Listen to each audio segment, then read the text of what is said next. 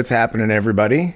I am Johnny Monoxide, and this is the Paranormies Present the Nanerbe Hour with Mr. Hazard McRee this week. What's happening, buddy? Not much. Just got back last night from A&M. Yeah, I'll give you a second. In a second, you can tell us all about that. We are Adam Hate free this week. So he's working tonight, so we're not going to have him on. Sorry, guys, for the Adam Hate fans out there. But we do have an extra special guest tonight. We have Mr. Horace, the Avenger, the White Rabbit. What's going on, dude? I'm just hanging out with Paranormies. Right on, man. It's super great to be on your show. I appreciate it. Oh man, thanks for coming on.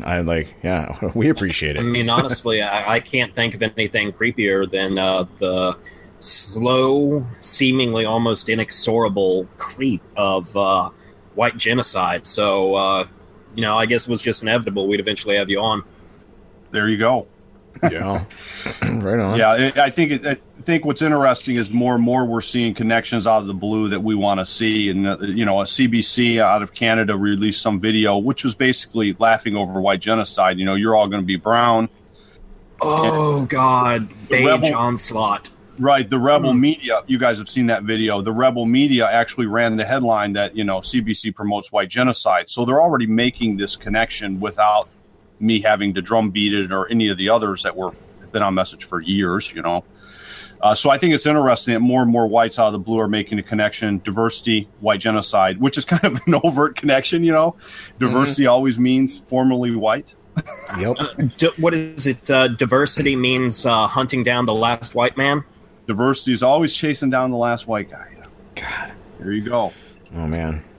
Diversity's before we get into diversity and all that real quick, Hazard, why don't you tell everybody about our social media? Our social media, we are on Twitter at @the_paranormies. We are also on Facebook. You can like our page, The Paranormies Present the Nanerbe Hour. And we have an email if you either don't trust Facebook or if you feel constricted by Twitter's 140-character limit. Our email is paranormiespresent@gmail.com. We also accept PayPal donations at there. We've had some absolutely amazing, great people donating to us. And thanks, guys. It helps. It really does help because, we don't have a lot yet. We don't have a fancy studio or anything like that, but we do have some costs that we incur here. And if nothing else, it's just a really great morale and spirit booster that, people like what we're doing enough to, help out with some of those costs. Definitely. And you guys that donated, you guys helped Hazard get his good computer fixed so that he doesn't sound like he's recording in a tinfoil, room underground anymore. So thanks for that, William. It was awesome. We appreciate all the donations. Yep. You had said that you went to Texas A&M last night, which was the site of the Richard Spencer speech. You got to see the yes, quote I unquote. did. Hold on a second. The quote unquote leader of the alt-right in person. Yes, we did. We did. It was a very enjoyable experience. Got to give credit where credit's due. Myself, Ricotta, and a guy that goes by the name Normie Goy made an expedition up there. There was quite a bit of vibrancy that was let into the speech, and the vibrancy acted as was expected. We had some very excellent optics there, though, because all of our supporters kept themselves calm, composed. The most extreme thing I saw from one of our supporters was someone telling a reporter, hey, 1933, love him or hate him, Hitler made Germany great again for those 12 years. It was a very What was the look on the speech, reporter's face? Shocked. Okay, let me correct myself. That was the most extreme thing I saw someone say to a reporter that was not obviously part of the Lugan press.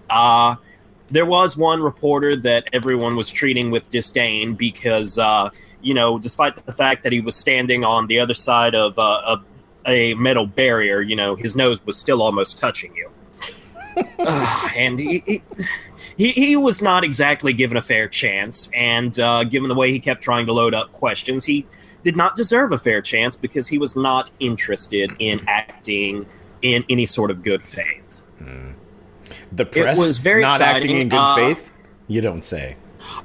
Hey, these days we're at least getting some of them to give us a fair rub, if only because they know that we have the means, at least somewhat, to discredit them if they don't. But, you still have your good old Lugan press. Yeah. We did get official confirmation from Richard Spencer, leader of the alt-right. However, in response to a shout-out and question I asked him, according to the leader of the alt-right, only white people have ever been to the moon. So that's ours forever. That is our territory. We have claimed it. That is true, and Look, based Johnny, on that, you can either hold on a second. On the anti-moon kick. Hang on a second. I'm gonna go. No, what I'm saying is, Johnny. what I'm saying is, white people are the only people that have ever gone to the moon. That's what I'm saying. That feel when you either have to admit that we landed on the moon or possibly give up the moon to the vibrancy. Good man, Johnny. Good man, Johnny. It was a necessary concession. Exactly. So, yeah, we had a whole moon episode. It's a good episode. You guys should go back and listen to it. Mr. Horace, sir, I how are you this honestly evening? don't get why people were so outraged. They were.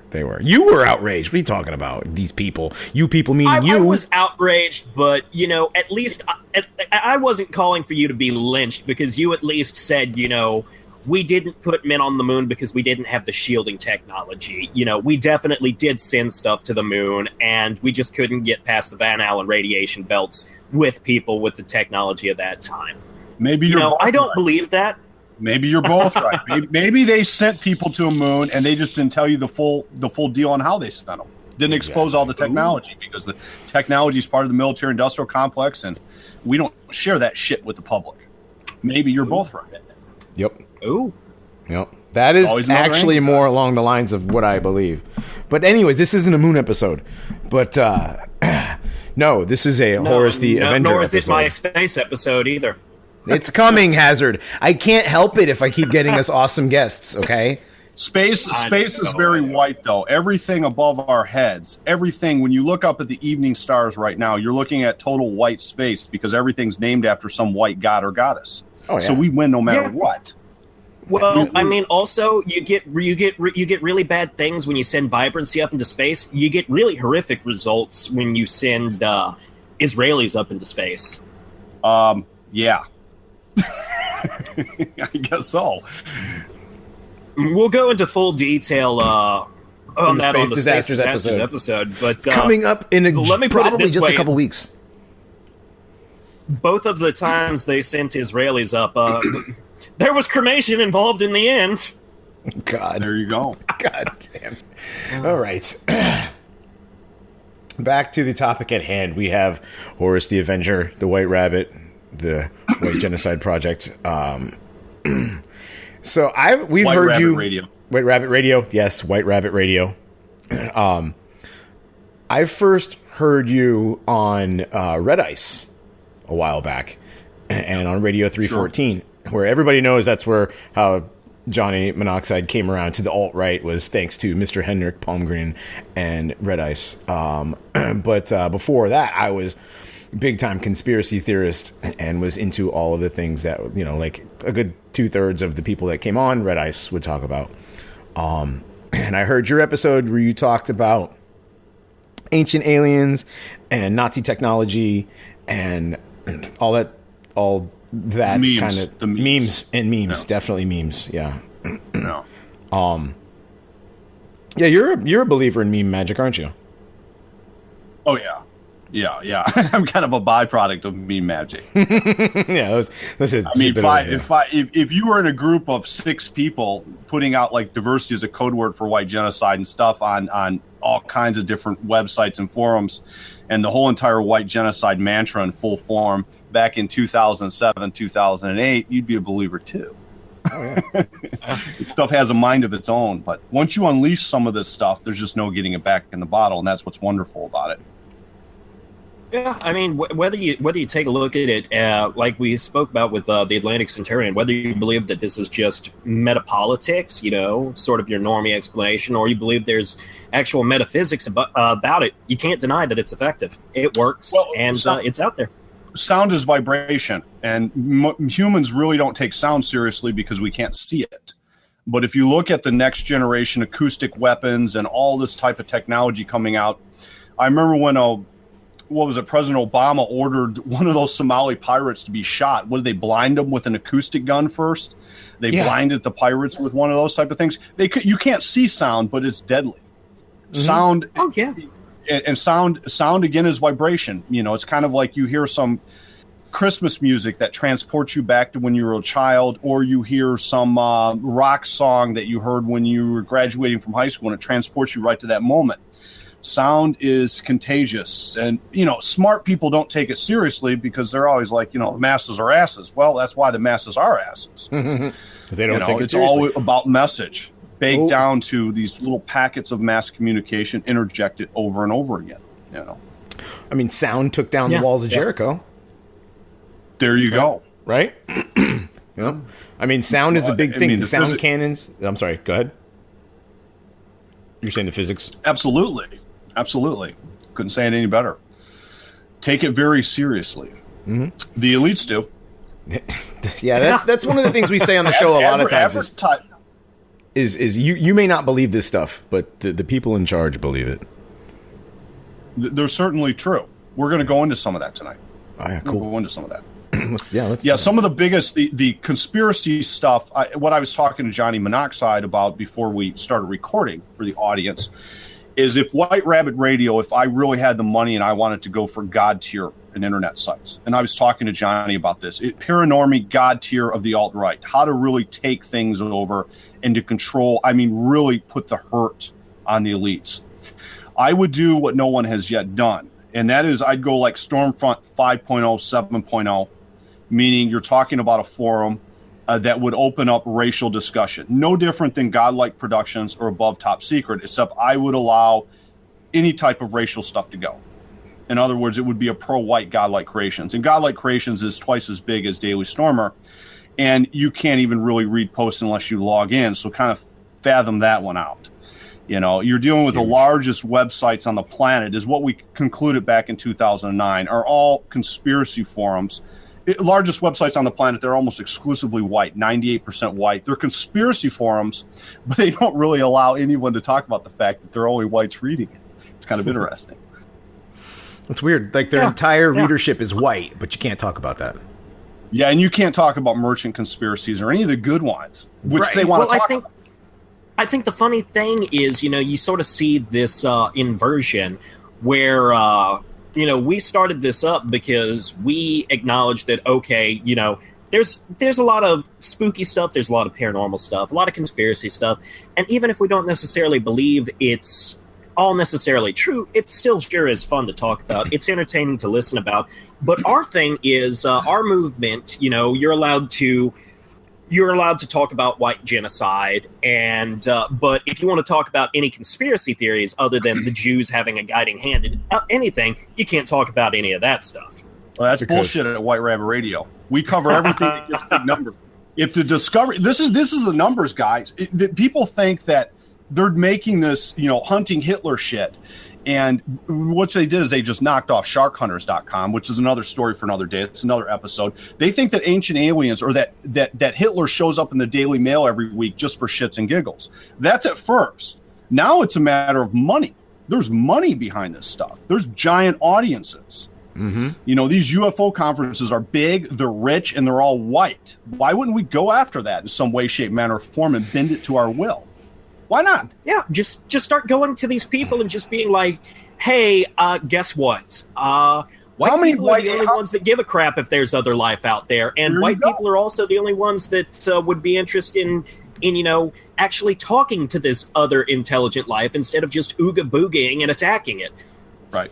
Absolutely. And guess what? If white people go bye-bye, all that's eventually going to happen is some other race that we're sure of is out there. No confirmation, but there's got to be other life out there. But eventually some other race will find just the decrepit, decaying ruins of everything that we whites once built. And you know what? Fuck that. I don't want that to happen. Yeah. Well, they're always sitting around at these conferences. The backdoor thing is all about the white aliens, which is kind of funny.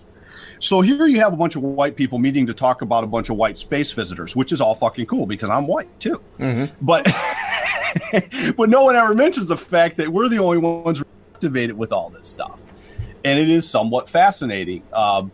It's one of those implicit white topics that no one mentions. And I know there's a lot of environmentalists coming to this conclusion. You're at an environmental conference, everyone's white, but no one's talking about any white issues, but everything's white. Right. That's weird that happens that way. But it is. But we need to start pointing that out in ways that most pro-whites aren't covering. I always encourage, I know there's the alt-left coming up that they care about the environment. They care about whatever. But if they want to go after the environmental stuff and talk about it from a racial perspective, I think that's our territory. Sure, yeah. I am completely 100% comfortable with belief in aliens becoming the last implicit stand of white identity as opposed to something else.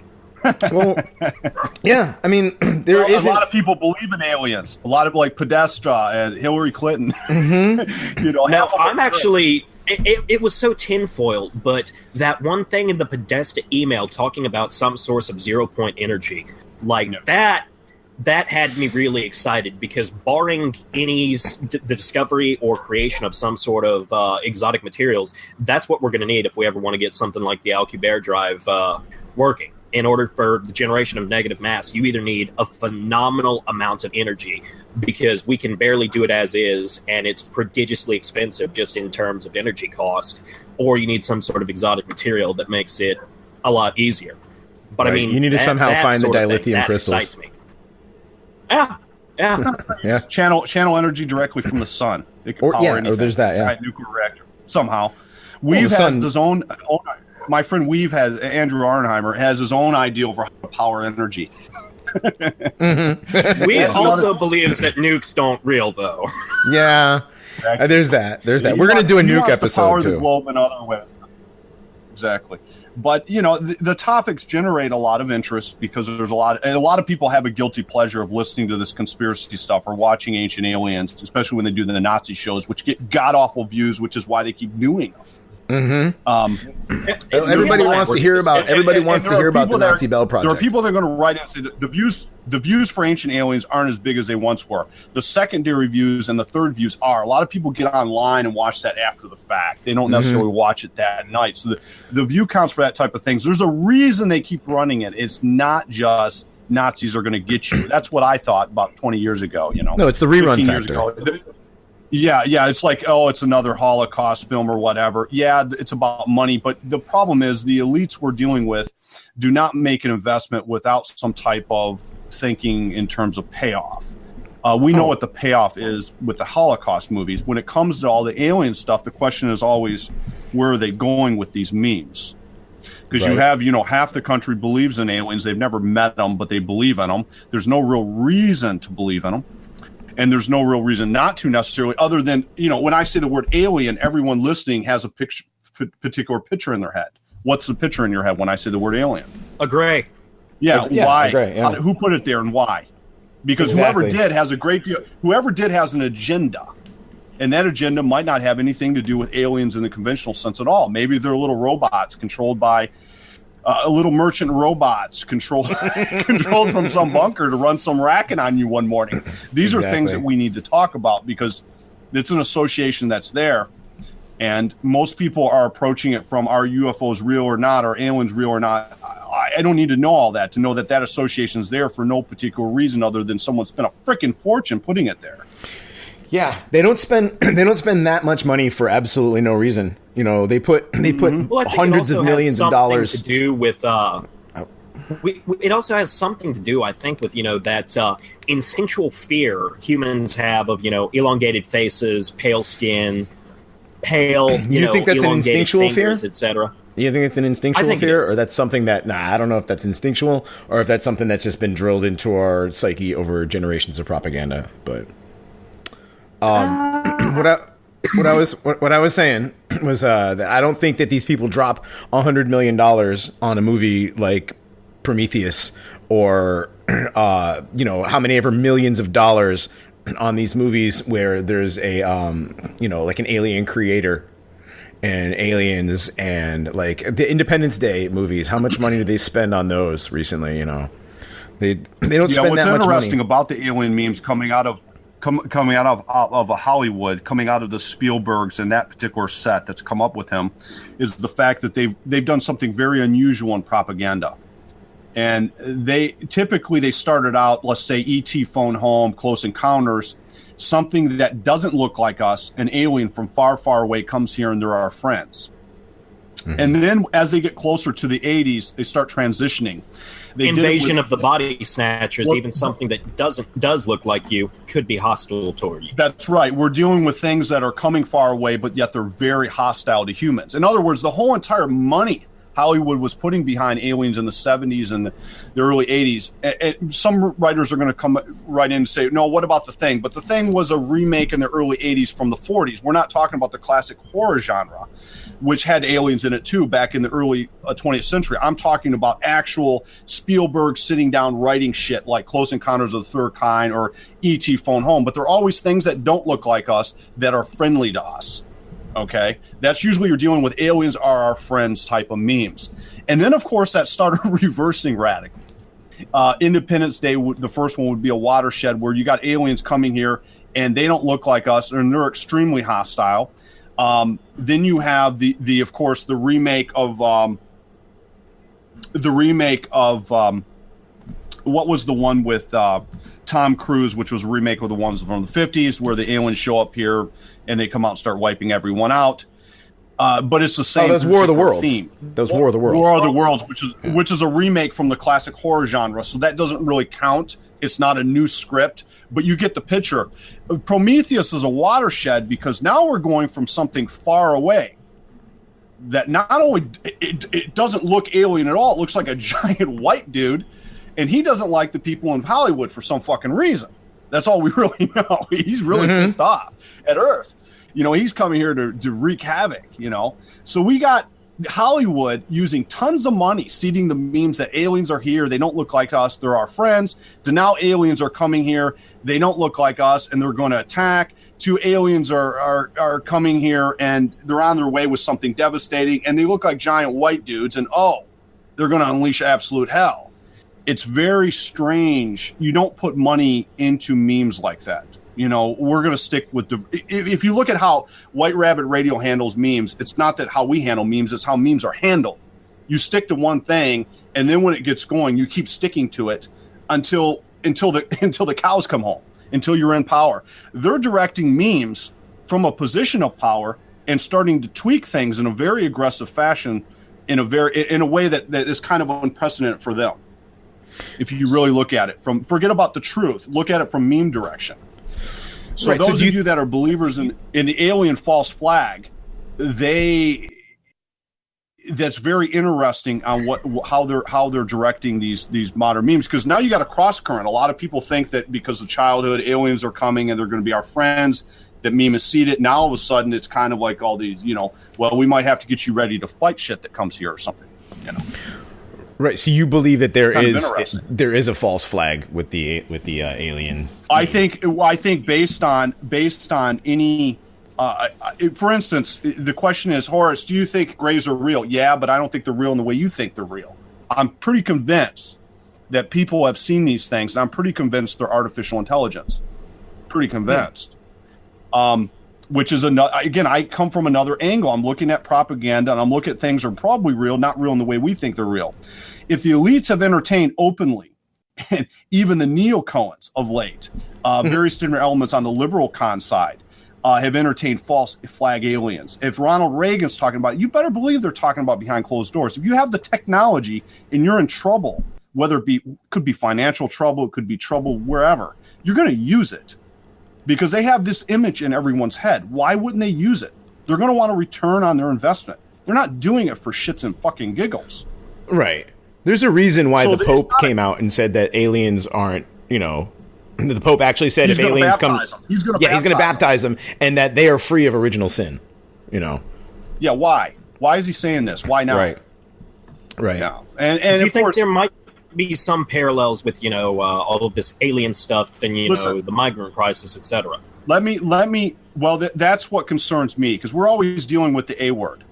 Every time I looked at this from a standpoint as I came up one morning that I didn't know shit about our enemies. I know merchants. I've read Dr. Kevin McDonald, all that type of stuff, and all the way going back. But I didn't really know anything about their structure, their mythology. I always took it as like, okay, it's just fantasies. It's just fantasy. But I started looking at it from a different angle, and that's why I started looking at alt news researchers. And in other words, they believe it's real, so I need to look at it from that particular angle of where mythology are they coming from, and I'm talking about Old Testament stuff, and what does this have to do with, what does it all tie into? And there's always a shortcut. We're always dealing with the fucking A word. And I say it like that. The A word is something very troublesome. You're always going to come back to in this research. All the good researchers are true believers. Many of the elite, we believe the elites are also true believers in the A word. What is the A word? The A word is Atlantis. And it's always the A word. And always you're dealing with the A word, you're dealing with Nazis, you're dealing with what happened in World War II, what happened we don't know about, and the full court press they put on our asses shortly thereafter. Because people talk about white genocide, and they talk about the big thing is Coudenhove-Kalergi, but Hitler wasn't even in power yet. Someone decided to go with that plan post-World War II. Prior to World War II, there's no real evidence of that. Other than, the Zionists are putting it out and talking about it. There's no really one at the top of the English-speaking world, the top of Western civilization, biting into that shit yet. After World War II, it's like your white asses are getting cooked. So something big happened there. And, it's always the A word. It's always Atlantis. If you're a true believer in Atlantis, you're going to answer, and you're looking at researchers that are true believers, then you get into some wild scenarios of what's really going on. If you're someone like me and you're agnostic, don't know what to believe, I kind of entertain both sides of the equation. And that's why we were talking about Antarctica. I'll go over with some stuff in Antarctica, which should be the big paranormy topic this week, in my opinion. Antarctica, you got a lot of strange characters. Yeah, we can talk about Antarctica the whole rest of the episode if you want. Yeah, sure. Well, the other thing is, there's some evidence to suggest that Antarctica, at least the landmass underneath, has experienced a long way of a shift, just as far as its position. Yeah, sure. I mean, there's evidence. We can't really do much research on Antarctica right now, and nobody gets to visit there because of certain reasons. But from what research has been done, there is definitely suggestions that landmass used to be a lot further north, and it used to have foliage and some flora and fauna on there. Right. Well, you're always dealing. What I'll tell you about the Antarctic is that, well, in the past, let's go with the past. Who do we have running to the Antarctic? We have some interesting characters in the history of the West, even just recently.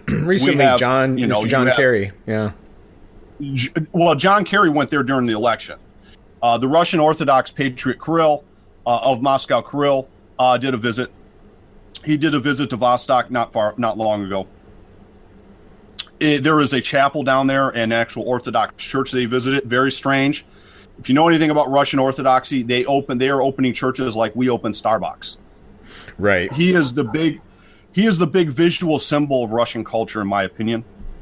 But he went to Antarctica. John Kerry went there during the election, and some say he had to go back there, whatever that means. Buzz Aldrin went there. He let out some crazy tweet which set off all the giant UFO sites. He had to be medically evacuated, and there's a long list of medical evacuations from the Antarctic. So, if you go back in time, who else was interested in the Antarctic? Well, Rudolf Hess, Hermann Goering, Himmler. Admiral Richard Byrd went on basically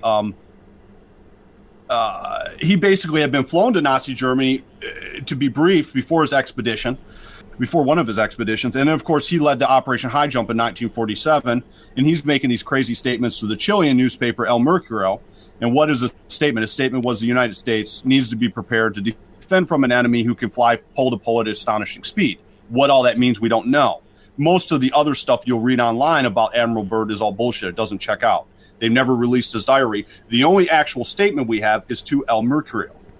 And he beat a hasty retreat in 1947 and came back, depending on who you're listening to.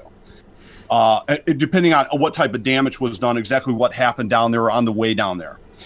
Probably in the realm of Nazis, there was definitely some type of Nazi submarine base because those were all over the freaking planet at the time.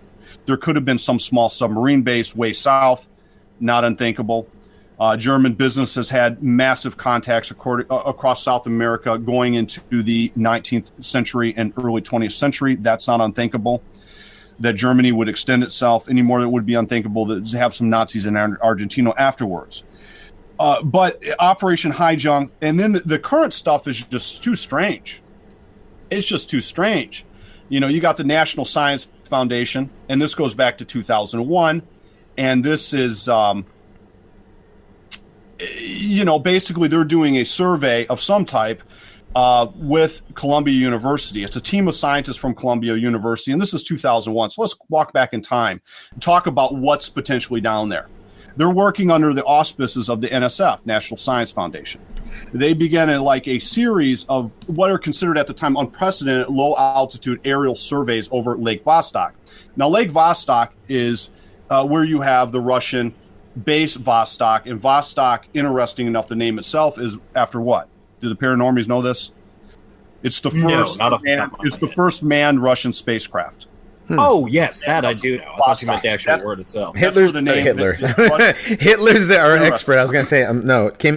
God, Hazard's our expert on that. Well, this is where the uncertainty comes in really into public view in 2001. Now, hold up. If we can take a brief pause real quick. Lake Vostok, that's the one with all sort of weird trace elements and stuff that you really wouldn't see in the water there, correct? Oh, well, what you're dealing with is one of the Great Lakes. It would be one of the giant Great Lakes in America, shoved underneath a couple miles of ice. It has a 2,000 foot bubble above the lake. It's the largest freshwater lake in the world. What they found in the NSF and the Columbia University is that they were charting gravitational, magnetic, and thermal activity under the ice. And they made a stunning find. They found a massive magnetic anomaly. It was covering the entire southeast portion of the shore of the lake. And there's a lot of arguments between the conspiracy element and the non-conspiracy element over what this magnetic anomaly was. But I can give you the size of it. It's the size of Los Angeles. Jesus. But would it be unthinkable? Would it be unthinkable for there to be some ancient city buried down there? No, it wouldn't be. Why would it be? We have cities that get buried all the time and get destroyed all the time, modern time. That something was down there in some type of wicked pole reversal or who knows what. Well, I think it's very interesting that it's a magnetic anomaly that you have right there because it was right after the Nazis started exploring, if I'm remembering correctly, it was right after the Nazis started exploring Antarctica. A lot of their technology, their generators, their electric motors suddenly started incorporating in very high quantities neodymium magnets, and that stuff isn't exactly common. Yep. Yeah, the question is, what is going on down there? You've got Buzz Aldrin. He sends out a tweet. Buzz Aldrin sent out a tweet, and I don't know if they're doing this stuff intentionally to set off conspiracy websites, but this is what set it off. He sets out a tweet. We're ready to go to the Antarctica. He's going on, interesting enough, a Russian aircraft. Remember, we got Patriot Krill down there. Kerry's rushing down there, supposedly. He's saying this is a tour for global warming, but he's rushing down there. It doesn't really even make any sense why he's going down there. Secretary of State is rushing down there for global warming. But Buzz Aldrin just recently, and this is recent news, tweeted this out. We're ready to go to Antarctica. Maybe our last opportunity to tweet for a few days. We go for departure to the launch pad. And he's flying a Russian aircraft down there. Yeah, this is on Twitter. And no, this type of shit's going to set off the paranormies. This is why. I don't know if he's doing it intentionally, if he's just an old astronaut talking, but this is the shit going on right now. It's a serious deal. We have heads of states. We got Buzz Aldrin, who, he basically is being ushered out. They said that he had to be medically evacuated. It's always a medical evacuation back to New Zealand is usually what happens. I mean, this is dozens of these. Someone will be operating down there. There'll be a medical evacuation. You just look it up online. The stories are insane. I don't know what's true and what's false. With Buzz Aldrin, we got another one reported by the national media. Now, the question is, with medical evacuations, that magnetic anomaly they were talking about, how strong exactly is that thing? Well, we don't really know. It depends on who you're listening to. We just know there's something going on down there. And my guess is, President Obama, here's the thing. President Obama gets into office. And when you get into office in America, you get all kinds of Israeli visitors and everything else. Well, President Obama, one of his first actions, this goes back to, let's go real news report, Fox News, 2009, April 6th. And he's going nuts over tourism to Antarctic. They want to shut down all tourism to Antarctic. Why? What's down there?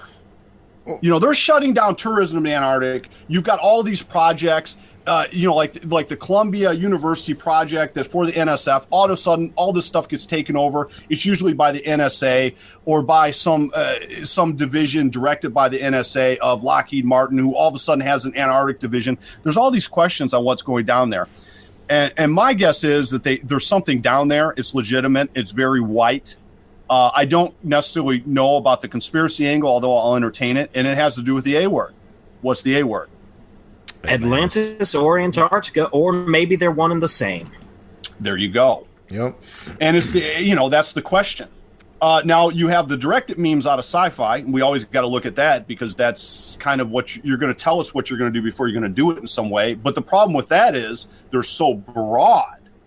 The stories coming out are, the simple what you see is what you get. And this is kind of common sense. If you're listening and you're alt-right or whatever you want to call yourself, I'm pro-white. But if you're alt-right, you're pro-white. And if you're pro-white, you're going to understand something.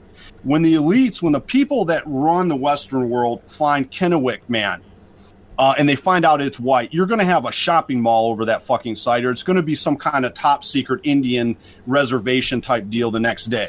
You find something that's non-white, it is all over. It's Chinese. It's all over Discovery Channel, History Channel, and look how great these ancient people are. Anything white is a shopping mall the next day. Oh, you can't. Yeah, it's just Indian or some Indian burial ground. You can't look at that. Yep. Right. This is always the formula. We've seen this time and time again. So it has to be something white. It has to be something ancient, and it's something that has a lot of people panicked. And the Russians are probably holding the cards on it because they're sitting over top of it. Now to the wild side for the paranormy listeners. I will give you some of the more wild explanation.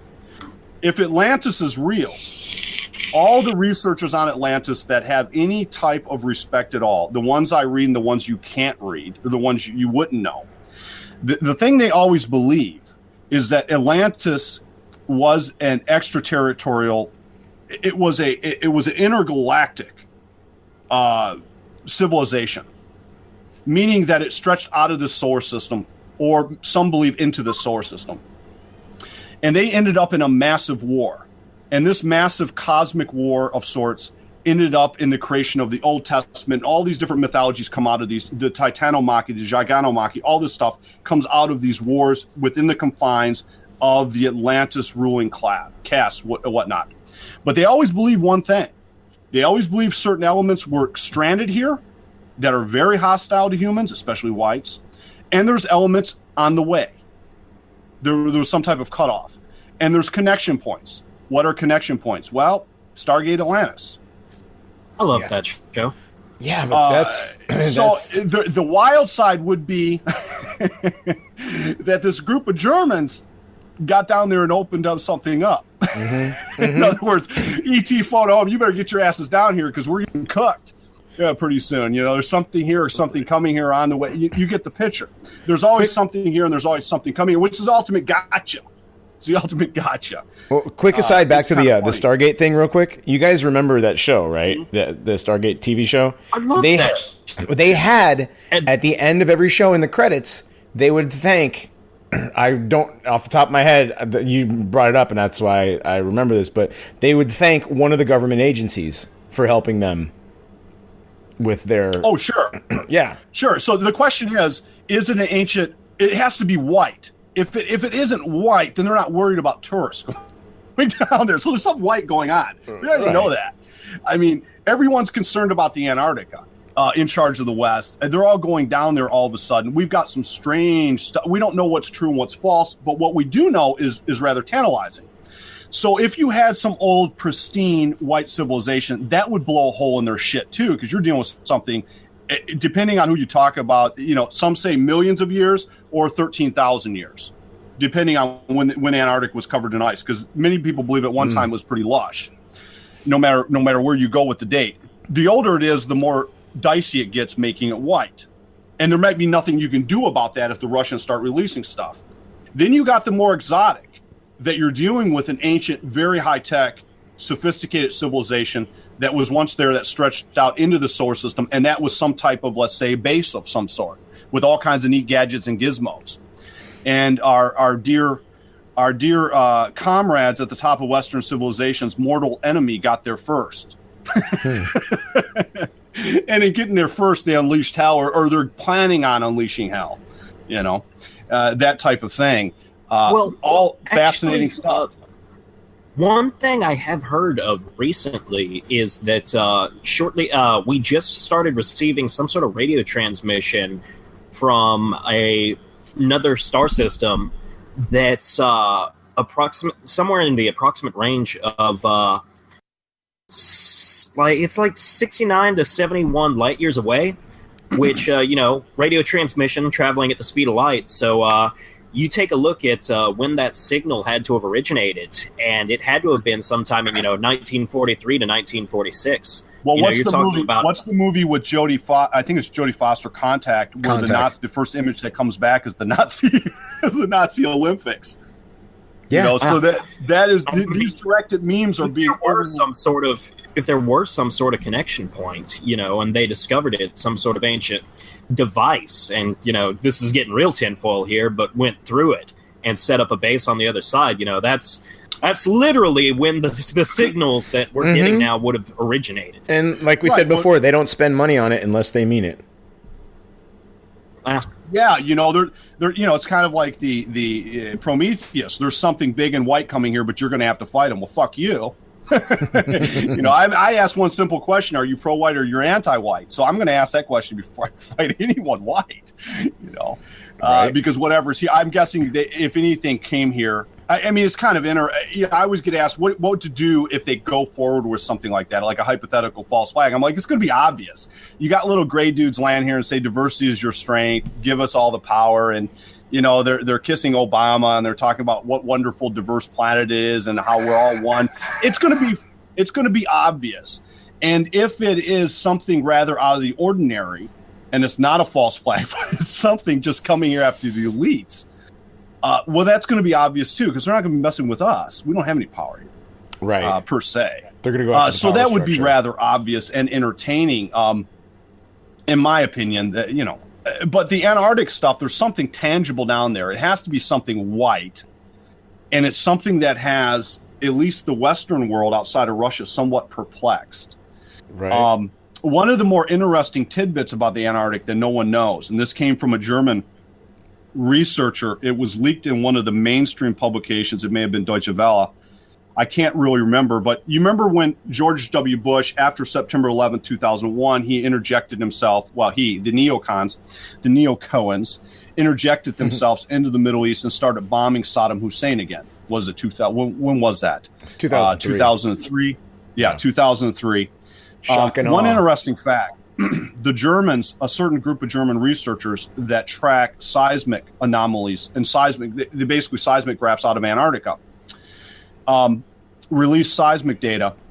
And a lot of people thought, well, that's earthquake stuff going down there. But then they showed what earthquakes look like. And the seismic data shows gigantic detonations going on in the Antarctic at the same time that we're bombing Iraq. That's the first I've heard of this. Really? Yeah, I can show you the graphs. I can show you the actual graphs. Oh, I believe. At the same time, that's crazy. At the same time that they got the seismic graphs, and this was published in a publication. No. Anyone that emails me, I can give you the publication and the page. The actual news, the German researchers, and the Germans are always releasing all kinds of fascinating tidbits. Some elements there, at least. And that's not recent. That goes all the way back too. But there's something going on down there. And at the same time, there's these massive detonations, and the detonations are clearly a nuclear detonation shows up on a seismic graph much different than an earththquake. I wouldn't know that, but the researchers lay this stuff out.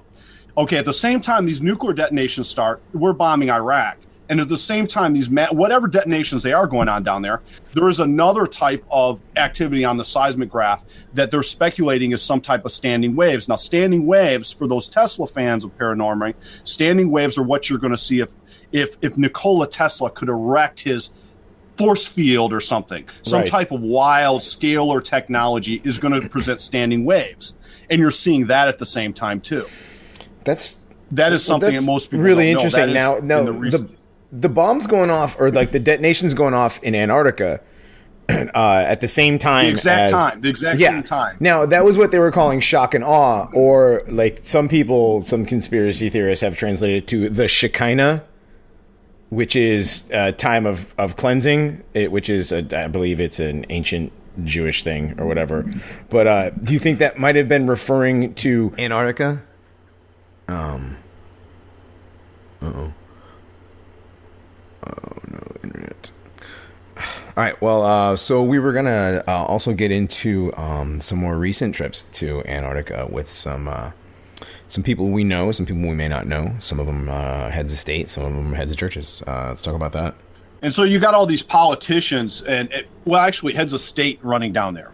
You know, you've got Russian Orthodox Patriot of Moscow, Kirill III.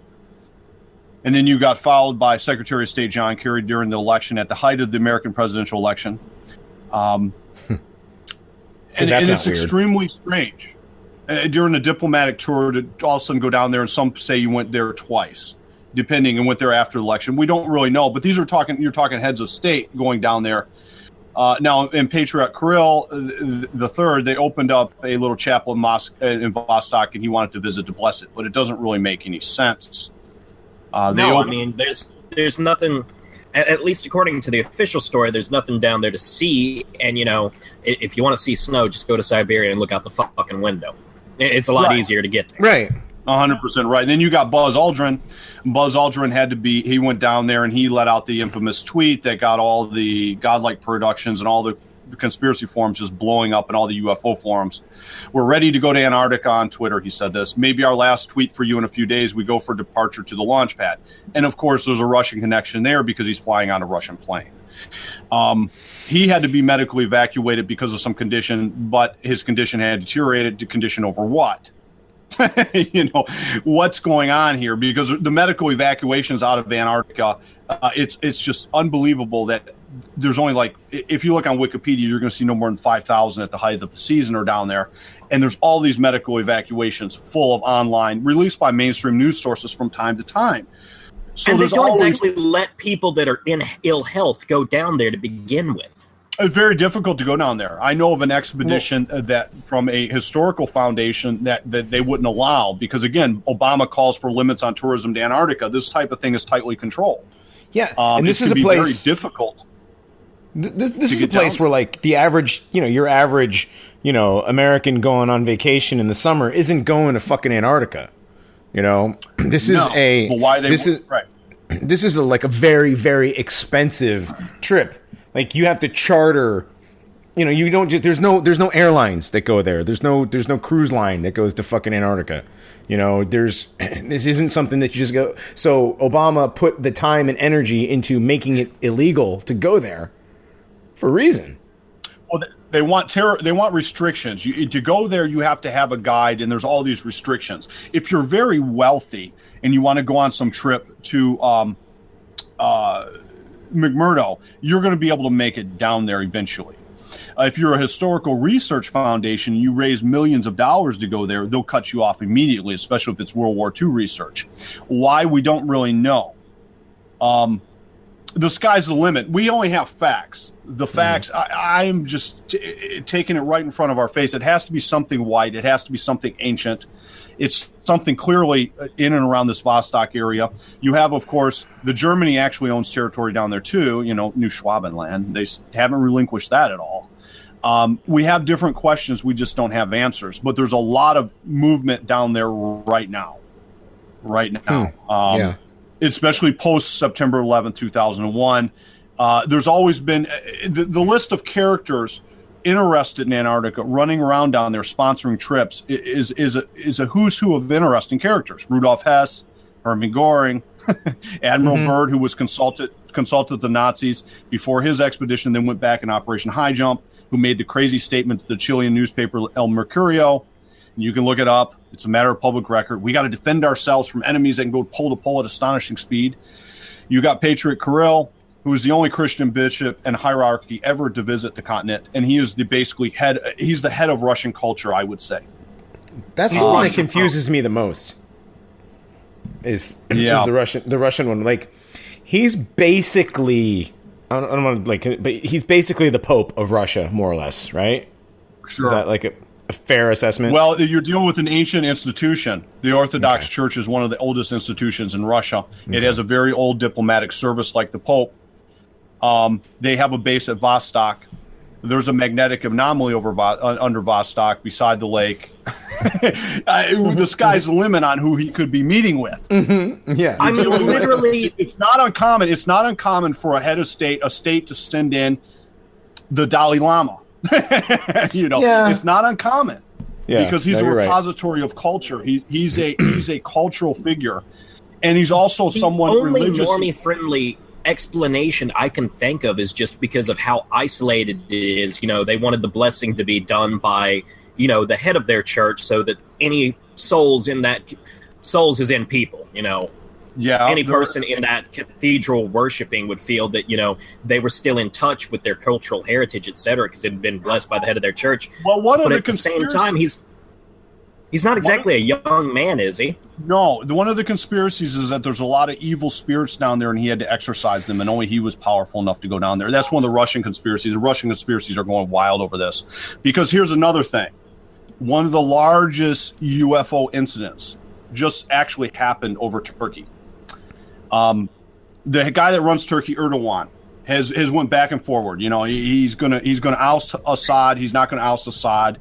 The Russians saved his ass apparently in some coup directed by the Neo-Cohens and this other group. And he says that he goes into Syria just recently. This is November. He went into Syria again and says he's going to oust Assad. And as soon as he crosses the line into Syria, starts going in there, there's a massive UFO event, so-called UFO event. Now, there's two speculations. One is that the Russians are putting on a technological display. They've been doing that all across the planet of late, especially the Middle East. And they're there. They're right there. And this technological display might look like UFOs. Or two, even more wild, that Patriot Kirill was formalizing a deal that you would do from state to state, and that the Russians have a whole new list of friends coming into this world. Ooh. And that is the A word, kids. The A word. I don't know what's the truth. It's showing up at our doorstep in little increments. I'm guessing we're going to get some type of announcement about what's in Antarctica. The problem is it comes down to basic, pro-white 101. Anything white, they want buried, covered up, bombed, nuked, shopping malls over top of it. They don't want us knowing anything, especially if it's white. Right. If it's 13,000 years old, even more interesting, because there's always a question mark regarding ancient Sumer, regarding the ancient Egypts, because they say they're a repository, that they're a fall off of a much more dominant culture, dominant civilizations that left them there, that came from somewhere else. The question is where. The where would there's be. There's always that sort of story. Sure. That the where would be, guess where? Antarctica. And then at one time it had a different climate, and we just don't know whether you're dealing with 13,000 based on some researchers where the ice came over, or you're dealing with millions. And then you got the Perry-Reese map, which shows clearly Antarctica without ice. And there's no way you could chart that unless it Unless there was a time when there wasn't ice. Yeah, not only the fact that you probably couldn't chart it from land anyways. No, There's exactly. all kinds of problems with the Barrier Reef map. There's all kinds of conspiracies with the Antarctic. We don't know the truth, but there's something big going on down there. It's just a question of how big, and it's something most certainly white. So that should always fascinate anyone pro-white. They certainly don't want us to know about it. That's what I'm convinced. Yeah. Well, that's there has to be something. I mean, like they even made that really shitty Aliens versus Predator movie where there were what was it, pyramids, on Antarctica. Yeah, a pyramid, and there was an extraterrestrial civilization that comes in here. The people go to the pyramids and they hunt the aliens in the pyramid. Yeah, I forgot about that. That's another one. Yeah, there's a lot of crazy which is stuff in the series, about the which is in the series, the Prometheus, the Aliens series. Like these are the same. Where they kind of are telling a little bit Alien about us. And yeah. You guys, there's pyramids down there under the snow. Is basically well, there could be. Well, let's say that the Egyptians, the Middle East, or the ancient Sumer, ancient Egypt, they came from somewhere else. You got juggernauts and pyramids. Would it be unthinkable to think that they were building those before? Whoever decided that, I mean, this is kind of common sense. The mother lode, if you will, of pyramids, but we don't know. The pyramid in Antarctica is another big thing that was on Ancient Aliens. But I've never seen any evidence that there is. I think if there is, it's buried under the ice. They're showing these gigantic mountains and saying they're pyramids. I don't buy that. They're these kind of pointy, possibly four-sided mountains. They're not. Yeah. Pyramids. Yeah. Yeah. If you look up John Kerry's Antarctic trip and start going down the conspiracy stuff, and John Kerry's Antarctic trip and pyramids, look that up and look at the different reports coming out. It is fantastic stuff. It's just all across the board. We only know that he went there for global warming. Mm-hmm. All these interesting characters are going there. No, hold on. We were told he went there for global warming. And we know that Hess and Goering aren't interested in something Chinese. So we know it's not Chinese. We know you're not going to pass it off as something non-white. Admiral Byrd is going down there again with basically a massive military operation, an Operation High Jump, and came back, made a fascinating statement. We just don't understand if he's talking about National Socialist surviving elements with some type of good technology that survived the war. That is, they could even be in South America for that matter, and they were. And they did have projects that were left over after the war. Operation, the Paperclip and everything else. Paperclip. There you go. So it's a matter of public record. But where is this all going and why right now? Especially during an election that was very contested. All fascinating stuff. Yeah, I mean, there's so many theories about what could be going on down there and what happened. I take the simple approach. It's something ancient, something white, and they don't want us to know about it. Welcome to the history of the world. Yeah. But I think that the fact that the Russians are sitting on top of it and something that it's like they can't control it. They can't control what they've contained. Why they can't control it or why they can't contain it or what all it is. We just don't know. Yeah, there is one of the biggest memes is the buried spaceship down there. Right. That's kind of like, but that goes back to the original thing from the 40s. That goes way back. That spaceship's buried in Antarctica and they unearth something and it unleashes hell. That type of thing. It's a mysterious place. It is because it's like nobody can go there. It's really, if you can, you have to be a multi-bazillionaire to be able to afford to go there. You've got to go with one tour operator, and you can only visit certain areas and stuff like that. Right. And there was one movie, like a list of approved tour operators, right? Exactly. Well, that's what Obama's is all about. Let me pull up the actual directive. And they were going nuts over this. This is 2009. It's a 50-year-old Antarctic treaty. They want to amend it, basically. And they want to minimize the likelihood of marine oil spills and environmental hazards. And it would mandate a minimum of one guide for every 20 tourists while ashore. So basically, they're saying Antarctic tour operators, they're going to bar ships with more than 500 passengers. you know, it's really interesting. The Antarctic tour operations, basically in 1992, you got 6,700 people visiting there over the course of a year, but it did jump. It jumped all the way up to like 30,000 visiting. Certain areas like McMurdo and whatnot. So there are some visitations down there, but they're keeping everything really strict. The people violating the tourist bans for going certain places are heads of state. You know, the Buzz Aldrins, the John Kerrys, and the Kirills are going down there. They're not going where the tourists go. They're going somewhere else. They're doing something else. Not sure what it is, but it has nothing to do with global warming. I'll go on the record about that. It can't. It just doesn't make any sense. No. Global warming in general, to me, doesn't make any sense. But that's a whole other... You put Hess, Goring, Byrd, Kirill, Kerry, Aldrin, and does the list get any more bizarre? Right? You know, the only thing missing would be the Queen, the Japanese Emperor, a Dalai Lama, a Pope, a rabbi. Right? A rabbi. Well, I'm pretty sure a rabbi's involved in there somewhere. There has to be. Well, the ideal that Obama office and then starts going over this 50-year treaty over the Antarctic and all this stuff going down there and was jumping up and down over tourism to Antarctica. Mm-hmm. And some of the, all right, if a lot of people are going down there, then maybe they got some environmental rules, but it seems to be something that people seeing stuff. Yeah. Exactly. They don't want. There's something down there going on. There's something down in Antarctica, and they don't want us to see. The ideal that you're going to have heads of state go down there all of a sudden, and this is recent stuff. Last month, these are heads of state. I know. That's the other thing. Why would you let a head of state go down there to begin with? I mean, the conditions down there, literally like 5 minutes outside. If you don't have the proper protection, 5 minutes outside can kill you from exposure. Yeah, I mean, it's a lot of work to get someone down there. It's very expensive. You getting someone down there important like a Secretary of State or the Patriarch of Moscow. You're getting some important people down there. You just don't do it for the hell of it. And there's easier places to conduct clandestine meetings between heads of state. Yeah, you just do it in the Bohemian Grove. Exactly.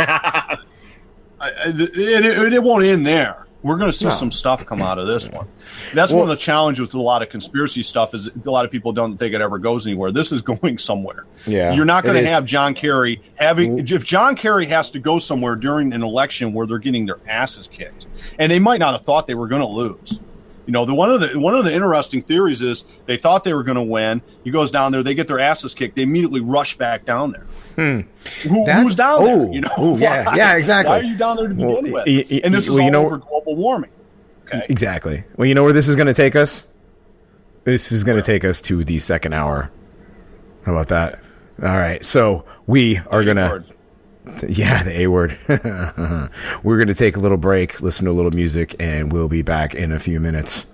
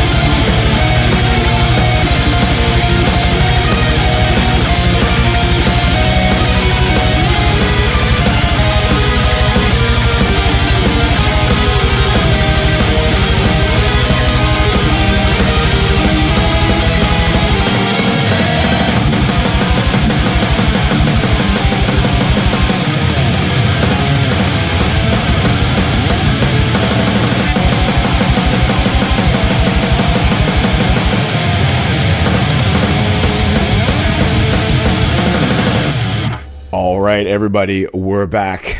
This is the Paranormies present the On and Airbay Hour. I am still Johnny Monoxide here with Mr. Hazard McRee and Mr. Horace the Avenger, the White Rabbit. What's up, guys? We're back. Not much. We're still hanging with Paranormies. That's right. Once again, dude, thanks for coming on, man. We really appreciate it. This has been great so far. It's a pleasure to have you. Most people, most pro-whites aren't talking about these particular topics. Most maybe don't have the expertise or the interest. I'm interested mostly in meme production and why stuff has been produced and where they're going with it. And let's face it, there's a lot of money put into all these different topics. But when they start combining with real events like Secretary of States and Patriarchs of Moscow's and Hermann Goring's and Richard detonations. And nuclear detonations are large. Well, they might not have been nuclear. Some type of fuel. There's a couple different detonations that could look like nuclear, supposedly, but massive detonations, right? You know, we got questions. We don't have answers, but it's got to be something good and something white. It has to be, because they don't cover it up like that. Yeah, it's got to be something good. And then you got, Hillary getting shellacked, which is funny. It's funny. You know what? The real quick, definitely took it on. Real quick, before, Hillary lost on the 8th, but you know what I like most about Jill Stein doing the recount? Is Donald Trump gets to win again and again and again and again. Like, we get to win again. Well, I'm just hoping that there's enough pressure for the recount to do a full count all over the states, because I got money that when the dust is settled and cleared, he's going to be the popular vote winner, too. And I'm walking away with 1,100 if that turns out to be true. Well, the Democrats are trying to launch a giant investigation into Russian manipulation into our election. They're trying that again. They're trying to pass a bill right now or something like that in the House. I saw it I know it made Fox News online and stuff. They're talking about Russian involvement in cooking the election. Well, let's talk about, Democratic voter fraud. Let's talk about busing voters from polling station to polling station. Let's talk about huge... I think we might see. I think what we're seeing is a massive infighting among elites, and that's what brought Trump to power. I think there's a lot of infighting. There's a lot of pro-whites. There's this pro-white position that they got it all together, and it's just all part of some plan. I don't think so. I think things are going wrong, and there's a segment of this oligarchy, if you will, this ruling coalition that's in total war with each other, and we're seeing it in the dead bankers that make no sense at all. I mean, if they're under control, why are all these bankers dying? Something's going on out there. It's a strangeness. And it's a weird time for them. It's like it's a huge power struggle. There's right versus left. There's right versus right. There's righter versus right going on. There's just punching all over the place. People are dying, and I think systems are colliding, and shit is being brought to light. And to quote the dude, new shit is being brought to light. Old things waking back up. Yeah, and old things are waking back up. Exactly. Yeah. There you go. Speaking of which, yeah. Speaking of old things, we'll go back into the A word. That's what you wanted to talk about. The A word, meaning Atlantis, and the idea of an ancient city that's uniquely white. That's like, they can't really even hide it or cover it up. Once people find out about it, everyone's that's where white people come from. That's where they came in. That's where the people that came in and built Egypt. And that's the link to all these other things.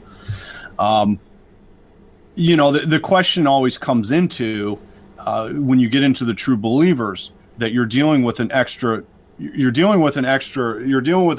civilization, a dynastic civilization that's stretched across solar systems. That's what most believe. Most of the ones that I would trust. Like, if it ever came live, that it's an ancient city, that it's uniquely white, that wouldn't surprise me. I think that's right in front of our face. It has to be something white, or they wouldn't be going to all this trouble. Yeah, to cover it up. If it's white, they're going to nuke it. The struggle for the past is infinite with these guys. If it's something A-word related, Atlantis, then there's going to be wild gadgets and gizmos, which is a whole nother line of discussion. You're dealing with technology that would be we're used to dealing with digital technology, but you're dealing with something that would be not digital, but what is the word for it? I'm sorry, I'm not. Analog? Analog, yes. Oh, We're dealing with not analog. Okay. We would be dealing with analog technology, and I'm always asked, because I've looked at the particular researchers and the ones I follow that are true believers, which is kind of a far out position, but it's something, they're white, they might be crazy, but let's entertain this for a second, that we're the remnants of a giant civilization that stretched into the solar system. This solar system was burnt down in a civil war. And there's an element here with us, long living. We don't know about, whatever. It's the ultimate hidden hand, the ultimate gotcha, the ultimate merchant. If Atlantis is the last vestige of this civilization, I mean, I'd buy more into we were an outpost. That's what I'm saying. Yeah. We're a backwater solar system at the ass end of space. And so you're dealing with this particular concept of this solar system would have elements all over it. Because the Nazi fascination, even with the Werner von Braun and Mars, is huge. Yeah. Mars is always associated with a very human activity. In fact, what does Mars mean? War. It's a planet of war. Mm-hmm. And most of the researchers that I would, if you start bringing mythology alive, then we got to go the whole 9 yards. We can't go half-ass. Because if it's partially true, then it's all true to a certain extent or another. And Mars might actually have retained a base as well. In other words, you got outposts. You got outposts in Atlantis. Okay, cool. Gadgets, gizmos, analog stuff. You got another outpost maybe on the moon. A lot of researchers would say that from Greek mythology itself, which that's a whole nother bill of goods. Then you got, Phobos, Deimos. You've got the Mars comes up. And you got satellites around Saturn as well. So you got this whole entire particular discussion around the solar system. And analog technology is not necessarily like digital. It's very hard for us to get this through our heads unless you've dealt with it a lot. Let's go into the movies. You brought up the movie Prometheus. It's a great example of ancient, well, we can say white because the alien's big and white, analog technology. The automaton, the AI walks in, he learns to play a whistle. And there's all these holograms that come up showing what's going on. These guys are trying to escape whatever happened on the planet. And he sees that you can play a whistle and wake all the technology up. It's all done through sound or vibration, right? Yeah. Right.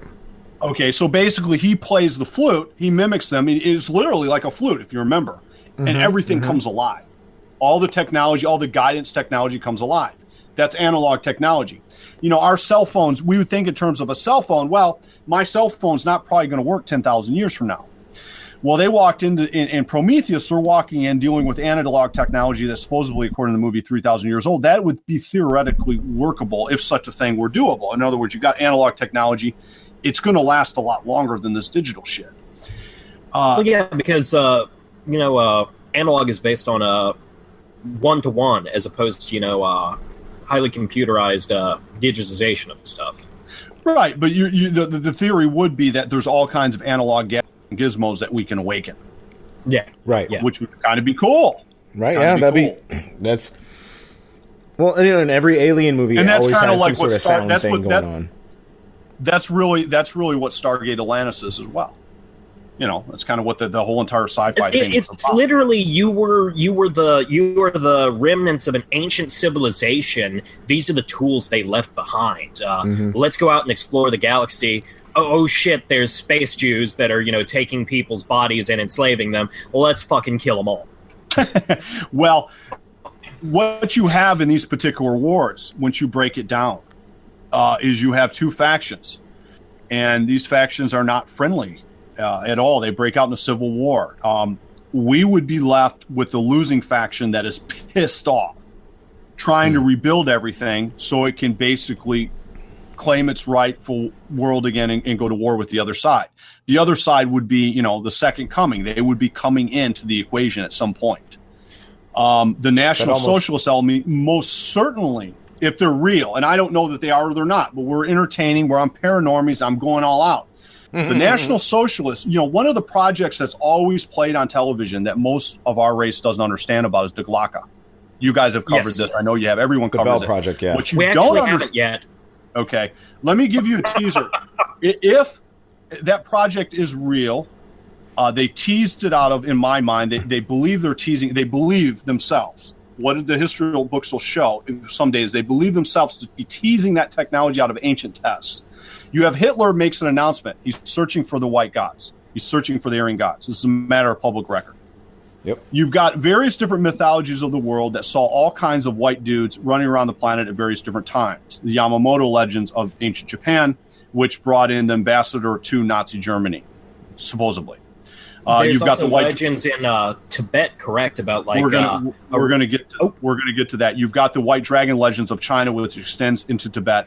You've got the Kang Shur was brought into Nazi Germany with Tibetan monks to translate it into Germany. Most don't know that. The Kang Shur is considered the oldest mythological remnants of this massive cosmic civilization that stretched into the solar system. Of course, we don't know. It's somewhat speculative. We do know that there's a lot of dead Buddhist monks found in Nazi uniforms dead in Germany that were supposedly translating this. These massive, they got into the forbidden city. They got into the hidden city, the forbidden city. They got all the goods. Mm-hmm. We just don't know what became of it. But he announced he's searching for the white gods. You've got these guys in mythology. Okay, the Yamamoto of Japan, the blonde-haired, blue-eyed gods. You've got the white dragon legends. And you get into the South American Indians, you got the famous Contisi Viracocha, blonde-haired, blue-eyed gods again. Or the others just say they're lost Vikings. Okay, fine. You've got Quetzalcoatl. You've got Kukulkan. You've got the South American Indians, the Hopi Indians. They talk about their good white brother, Bahana. It's interesting. They're not really afraid of him or anything, but I imagine any sophisticated technological whites aren't really worried about non-whites too much. I mean, Quetzalcoatl is incredibly interesting because, when Cortez and them rolled up, they literally were just like, oh, hey, our god dropped in. Yeah, our god dropped back in. Yeah, so you got these guys, and I'm not touching Western mythology. I'm simply going with non-white mythology, South Americans, Indians, and you got this other group of Indians, one of the East Coast groups, which talks about the great kingfisher, red as his hair, green as his eyes. There's always seeing these guys they're a lot larger than us. Some are our size, like Cortez. The mistake with Quetzalcoatl and Cortez. They're either our size or a lot bigger, red hair, green eyes, blonde hair, blue eyes, and they're seen in these mythologies of various different places. The National Socialist Government of Germany, Adolf Hitler said on the record, he's searching for the white gods. He's searching for the Aryan gods. This is a statement of record. And they sent out all these expeditions, various famous expeditions, Antarctica, which we just talked about. You have Tibet. They got into the Forbidden City. They brought back the Kang Shur, to some believe. They got into ancient India. They went all over the place. Yep. And then, of course, you've got this research project, which I believe they thought they were teasing it out of ancient texts. It's basically a test rig for a peculiar type of physics. We descend from this civilization that comes from the stars and all that kind of good stuff. And whether it's true or not, I think belief is very important because our enemy has some pretty peculiar beliefs too. It seems to motivate them quite well, although we can say it's horseshit on any given day. It seems to work for them. So the National Socialists has some elements there, especially the Rudolph House, has some very exotic beliefs. So the Glocka is a research project. It's not a UFO. It's a research project. It's a test rig for a peculiar type of physics. But within that, there's several different tests that we know of. Project Lightbearer. Very peculiar very peculiar time when they're setting up this test rig, this Glocka. They're testing various different attributes of this physics. But here's the thing, based on the text. You start messing with their stuff, and this comes out in the Sumerian legends. You start messing with any of their technology. It's almost like it's kind of like you're walking around with a cell phone and someone can track your location. Mm-hmm. And they are hitting this thing, and Germany at the time was very sophisticated. They had some of the most sophisticated they actually had the most sophisticated. These cities all had electricity. They were extremely technologically sophisticated at the time. And they're hitting this thing with full-on lightning in a couple of these different test rigs and a couple of these different giant experiments. And it is widely believed that they were lighting a beacon. If you think you're lost and you're the remnants of a civilization and you're at some backwater solar system at the ass end of space, and you believe this, and you believe that the A word, meaning you think there's something here, and they would know if there is something at the top of Western civilization hostile to us. They're going to definitely know it. Forget about the Jews. We're talking about their mythology coming to life. You got in their mythology, you got the Jews, you got the Moses, and then you got some Yahweh, you got some crazy God, right? Right. You've got Moloch and the volcano and all that. Yeah. Well, what if one of these elements were here with us, extremely hostile, but at the same time is not an all-powerful Ouija board type of big spook in the sky? It's just something that lives a long time and is running a big racket. Well, if they found out something like that, what you're going to do, if one side's here, there's another side that could come here. Like the first thing you're going to do is hope parents send help. There you go. I mean, there are all of these conspiracies about Nazi UFOs and stuff like that. And I hold on here. That's not what they're going to do, because with their belief structure is the A word. They believe there's something here with us, and they would know. They believe there's a peculiar game going on this planet, and they would find out. They know the whole structure of the enemy at some point in Nazi Germany, and they're hitting this thing with full-on lightning through space and time. It's like blowing out giant hyper. Laughing at the imagery of like trans-dimensional radio swastikas. The facts are indisputable. Now, there are those that believe that the Glocka set off these events, or that the dropping of nuclear weapons set off these events. But it triggered post-World War II. There's no doubt that people are seeing all kinds of strange shit. The UFO phenomenon went into high gear. There's no doubt about that. Whether it's secret research projects, okay. Whether it's all of the above, we don't know. But one thing is clear: even when you get into these events in Nazi Germany, where you have these little orbs that show up around all the Allied planes. Have you guys covered this? Not yet. No, we haven't had it. We're still honestly a fairly new show, so we've only gone so many episodes into this, and we have there's much various different stuff projects. to cover. Yeah. There's various different projects that are passed off as Nazi technology, and but there's another that's not well played that most have never heard.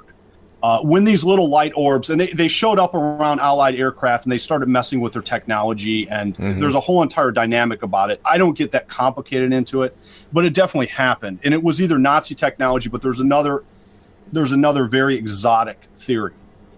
And the theory was that if you light a beacon, the first thing an advanced civilization is going to do is they're going to send out drones. That's what we do. I mean, we don't go looking for someone to look for someone, really. We send out drones. Yeah, that's what we do now. Yeah, it's kind of what we do. Remote control. Check out things. What's okay.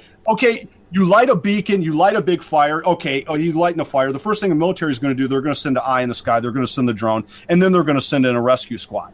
But the first thing they're going to do, they're not going to put boots on the ground. It's too expensive. That's what they got drones for now. It's technology. And so some of these different events, many believe that with certain technology showing up here, checking us out. Like, oh, you're not supposed to be there. Here comes the cavalry type of thing. Because one thing is clear about the Glocka, some of these different projects are incredibly exotic. They believe they're doing something extraordinary. It is the only project in all of Nazi Germany that was labeled war decisive. And it's a very interesting term. Because if you think in war, in our terms, well, they didn't win but they thought in war in a cosmic term. A Rudolf Hess is going to think in cosmic terms of a war. Even if we lose this fight, we will still get out the distress signal, and hopefully our people can someday be saved. Well, yeah, because one thing is clear from the Sumerian epics: you touch their technology, they're coming. They're coming very quickly. And of course, if that civilization's true, this is one of the problems. Time isn't linear. Time is sort of in a circle, if you will. Time is like not running on a linear basis. Yeah, it's cyclical. Everything we know would be messed up if that civilization was true. And I'm willing to go down that road because I'm not pretty much happy with anything right now at the top of Western civilization. So why not entertain some more exotic stuff? But this is the type of thing they were into. And one thing is a fact. After World War II, someone put the screws to our asses. Prior to World War II, they're just interested in fleecing us and sending us to war. After World War II, they just try to wipe us out. That's what's going on. Right. All their particular projects like Coudenhove-Kalergi go into high gear. Prior to that, they're just kind of like on the, they're just, it's just a paper. Coudenhove-Kalergi is a diplo. Let's turn Europe into a bunch of mulattoes, basically. Now, what exactly is Coudenhove-Kalergi? Coudenhove-Kalergi, he wrote the... is that the one that was Nazi Germany must be wiped out? No, this was way before Hitler took to power. Kodenov Clergy was a diplomat. He was a diplomat that basically laid the groundwork. It's called the Coudenhove-Kalergi Plan. I'm looking it up right now to get the spelling right. It's Coudenhove Kalergi. He's a mixed-race diplomat from Europe. And they're talking about, if you look up, he lays out the genocide of Europe, basically. You know, so he basically laid out what's going on right now. We're going to create a blended humanity in only white countries, basically. Yeah. And he is a diplomat. He was the count. He's a count of Kodenhove Clergy. Is he one of the his first? His real name is like, Richard. He's one of the first Nicholas pushers of diversity. Yeah, well, the Kodenhove Clergy. Look up Kodenhove Clergy and White Genocide. That's a totally different show. But he laid out the plan. This comes about. The Kodenhove Clergy plan predates Adolf Hitler. It was simply a plan to turn Europe and white areas into, let me hit the actual plan itself. White genocide by design. This is Occidental Observer. I can't believe you guys haven't seen this. I'm trying to pull it up right now. But it's basically a plan to create a mixed race eternity. A mixed race population. Well, you can see that's what they want. Anyways. Yeah, I mean, it was laid out a long time ago, but yeah. You don't really see an interest in it until after World War II is my point. Right, right. And he was... Well, that's because they had to stamp out Germany. In the United States, there was still wasn't there a large American National Socialist Party at the time? Sure. Well, let me read you what he said. The man of the future will be of mixed race. The races and classes of day will gradually disappear due to the elimination of space-time prejudice. The Eurasian Negroid race of the future, similar to the appearance of the ancient Egyptians, we go back to the A word again, will replace the current diversity of peoples and diversity of individuals. Instead of destroying European Judaism, Europe, against her will refine and educate this people, driving them to their future status as a leading nation. And echoes through this artificial evolutionary process. It's not surprising that the people that escaped the ghetto prison became the spiritual nobility of Europe, and you can guess what branch he is. Thus, the compassionate our caregiving given by Europe created a new breed of aristocrats. This happened when Europe feudal aristocracy crashed because of the emancipation of the Jews. But basically, he's talking about Europe should be the belief that Europeans people should be mixed with Africans and Asians to destroy our identity, basically, is what he lays out. You can read it for yourself. It's a matter of public record. It's old. It predates Hitler. We don't really see an interest in it till after World War II. And then it goes into high freaking gear. Yeah. It's been nothing but nonstop ever since. Yeah. Yeah. So there's a lot of speculation over... a lot of speculation in the A word subject matter. I mean, if I were to go to a conference right now, I would go to one of those massive UFO conferences that's all white, and I would walk around asking these questions because this is what these guys discuss in the privacy. And I maybe if a researcher didn't want to talk to me, I would say, look, I'll disguise your voice. They're all talking about the same thing. Why are they trying to get rid of us? Everyone's asking this question. Pro-whites always ask this question. And the answer is Jews are at war with everyone. But you see, there's a general challenge with Kodenhove Clergy. It predates Hitler. And so, yeah, they're at war with everyone, but what made the plan go into high gear? And the A word comes up because if there's remnants here, like us, that descend from this in some way, shape, manner, or form, then the other side of the equation doesn't really own anything. And so as long as that little white kid's here, it comes a question of ownership, and that other side can claim ownership in the blink of an eye. Kind of like, they're here, we own this place. This solar system, it's kind of like a cosmic, gigantic game of who owns it. Meaning, the whole entire shit and shaboogle across this particular back end of the solar system. And so we may be at back end, but it's not a bad system. You got one planet capable of supporting life, another planet right out, still within the Goldilocks zone that's capable of terraform. That's some prime real estate.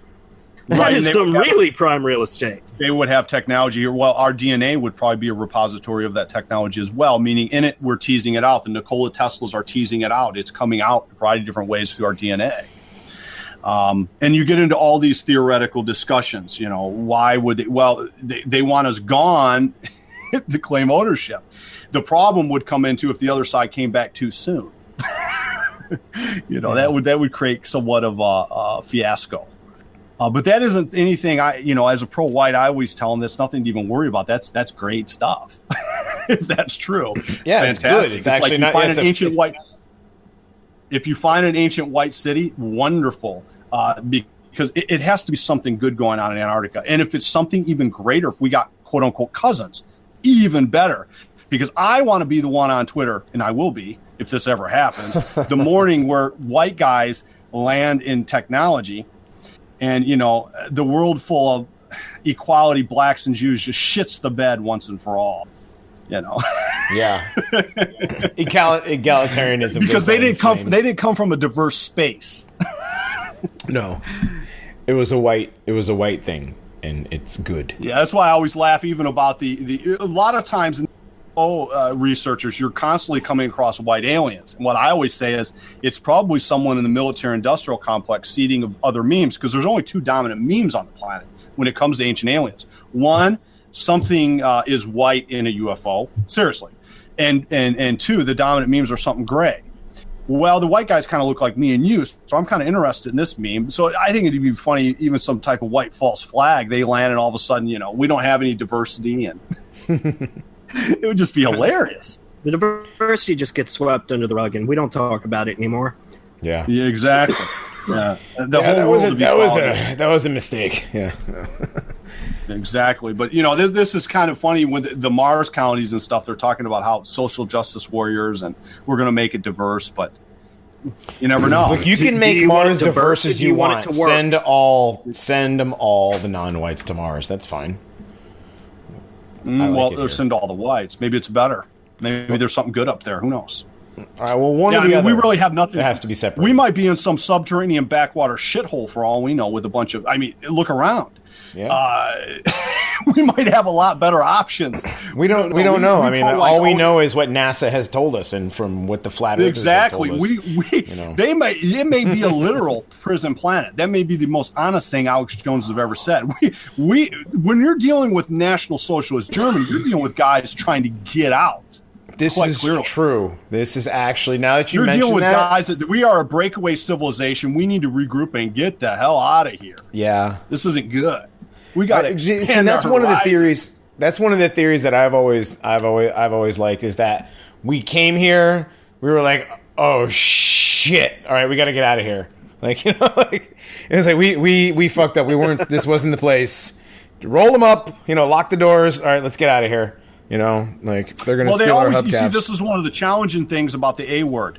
You're dealing with Earth. You're dealing with typically you're dealing with one concept, and I think this is what actually Werner von Braun believed, but I can't prove it, that we were actually on a colony on Mars, and that went sideways. Something went terribly wrong, and elements were spread out. And a couple of these different elements ended up the famous, you got the invasion epics of Ireland, the Teutonic Verlag, and the Teutonic, where you get the word Teutonic, Teutona Danann came into the equation. You've got the Regvita, the blonde hair, blue eye, just waging absolute war across this planet. So something went wrong there. A couple tribes, if you will, ended up here, stranded, if you will. What do you think? And then you might have, and you're going to have other elements elsewhere. What do you think about the theory that the what's the asteroid belt now was actually a planet that we blew up? That they busted in a big war. Yeah, well, that's what they said. In fact, the flood epic, most people talk about the flood epic because there's been giant floods on the planet plenty of times. But the one that supports the giant flood thesis, most of these researchers, you got a colony on Mars that goes down to some disaster because you're dealing with like a Death Star situation. We're dealing with a gigantic Star Wars style war using wild technology. And you got some pretty heavy duty figures in there with big titles like God and the Lord and all kinds of stuff like that. Right. They're going at it. Satanel, Lucifer, these guys are going at it. And things are just getting annihilated across the solar system. And you got elements that remained, or elements that are trapped, locked down, and we end up just stranded in the wrong place at the wrong time, which is kind of a fascinating way to look at it. Truth I don't have, but there's a lot of legitimate questions when you get into like just Antarctica. Yeah. The A word. And exactly. You're always dealing with this A word, and if you want to be a true believer, it doesn't bother me. Some whites are motivated by that type of thing. There's more whites, I think, motivated by Lord of the Rings, even if it's a fantasy type thing, than are motivated by the back to the wall type stuff. Yeah. What do you think of the Atlantean theory that the Atlanteans are? Well, you said it was a society that was across, star systems and whatever. So you actually hold some credence to the theory that the Atlanteans were from somewhere else. If Atlantis was real, right. If it was real, yeah, exactly. If Atlantis was real, it has to be based on, once you bring mythology alive, you have to go all the way. There is no half-assing it. Right. You can't believe Atlantis, in giants and Zeus and not believe in all the rest of it that goes with it. I mean, the walls of Troy at one time was mythology until the fucking Germans found it. Then it's not mythology anymore. We got to ask, was the Trojan War happening? Because there's a lot of interesting things in that mythology. The National Socialists are teasing all kinds of crazy phobos, demos, which are, fear and trembling. You've got all these different things going on across the solar system named after these gods and goddesses and all this other stuff going on. You got these famous battles. How are they interpreting these? Because it's allegorical, certainly. They're interpreting this stuff. They're doing some pretty crazy stuff, and we're facing the brunt of it. To this day, someone like me ends up on CBS local news. The first thing they call me is what? What do they call me? Nazi. They call you Nazi. Yeah. They call everyone Nazi. Yeah. Whatever they did, whatever the Nazis did, we're paying a huge price for it, so we might as well fucking know about it, even if it's crazy cockamamie fantasies. But our enemy's motivated by a lot of fantasies, too. And there's also another coincidence with space that pro-whites have never covered yet.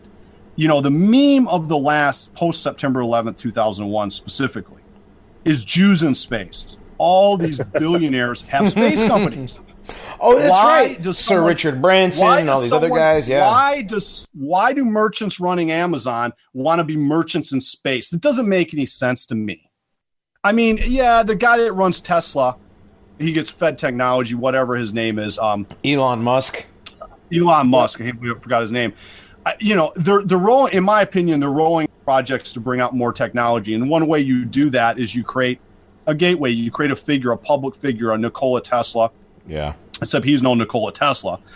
And then he creates, Tesla's creates the technology companies and space companies. And they're partnering with various other technological partners that are going to hand them stuff, and then they roll it out. But the Amazon one is very peculiar, and there's other ones like this too, where all of a sudden you're dealing with Jews in space. And they've got pretty good technology all of a sudden, but they have the money. They have the money. If you had to rush and if you had to hurry up, play catch up, and start a space company, you got to go with who? You're going to have to go with someone with money, and you're going to have to start feeding them technology or whatever else, right? Whatever else you want to go, if you want to go conspiratorial about it. But right. Yeah. That's one of the themes with the merchants that no one's covering. You got merchants in space all of a sudden. I mean, in a hurry. These guys are running at breakneck speed with these programs. That is true. We haven't actually looked at that. that's yeah. Why do we got all these Jews interested in space? I mean, they're not really interested 30 years ago in space. There's now they billionaires 30 years ago. Now they're interested in space. All of a sudden, post September 11th, 2001. We'll use that as a benchmark. They're interested in space, and they're interested in rolling out space programs. You got the English-speaking world elite specifically. They are partnering with the only one in there, which would be the head of Atlantic Virgin, who legitimately seems to have some kind of space interest. Well, Richard Branson. But they're even he's Northrop a Grumman is partnering with these guys and stuff like Jesus that to roll out technology. Why? What are they in such a hurry? Yeah, they got to get the fuck out of here. They got to somehow. No, I don't think they're getting out. You don't think so? They're not getting out. They're in a hurry for some particular reason. Yeah. Now there are those that believe that they're. Yeah. But that there's always been the speculation that if things go south on Earth, that these guys have an Elysium set up somewhere else that they're going to go to. Yeah. Well, that's like the meme. They're living on this planet like they have another planet to go to. Well, they do. Well, they haven't put any money in infrastructure, which is very odd. But now, of course, you're seeing all they're bringing everything back to America, like manufacturing. They're talking about the whole entire Trump wing of rebuilding infrastructure. It's like, they had all these grand plans, and some things went sideways because You know, the idea of reshoring America manufacturing is something rather peculiar to this group. Why would they be doing that after they offshored everything? Right. Well, do you think it's really the same people that offshored it that are bringing it back? Yes, I do. The military-industrial complex is having terrible time. Well, here's the thing. This is why the neocons agreed to this plan that Trump's going on. This is why they're not saying anything.